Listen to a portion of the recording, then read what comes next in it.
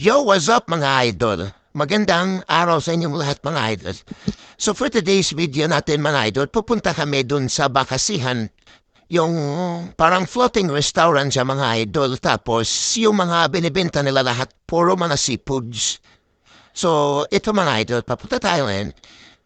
So yan, medyo okay yung mga idol, taloy ng trapiko. Walang traffic na yan. So madali rin tayo makaabot din sa destination natin mga idol.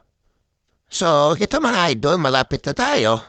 So, tumawag na kami, tapos nag-order kami at paluto kami para pagdating kain na agad. So, ano pala ito mga idol, lunchtime. So, ito na mga idol, yung mga pagkain nila. So, yan yung bakasi mga idol, nilagyan namin ng sili para mawala yung langsa.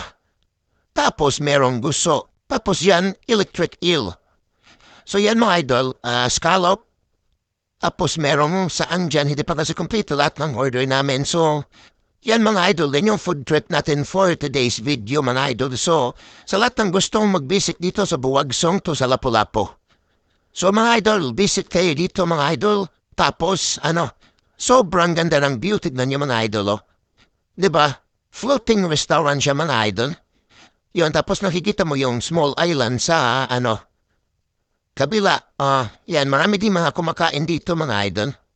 Kasi masarap talaga yung mga nila dito mga pagkain. Puro seafoods lahat. Wala kang makikita dito ang ibang karne mga idol. Seafoods lang talaga lahat yung hinahanda nila dito tapos yan yung view. Tapos sobrang ganda ng simoy ng hangin dito. Mga may bangka din yung mga kasama natin mga nagfi-fishing. So, andyan mga idol. So, sobrang sarap niyan mga idols. Kung gusto niya i-try yung bakasi mga idol yan, nag-pray na kami mga idol kasi kakain na kami. Babanata na namin to mga idol.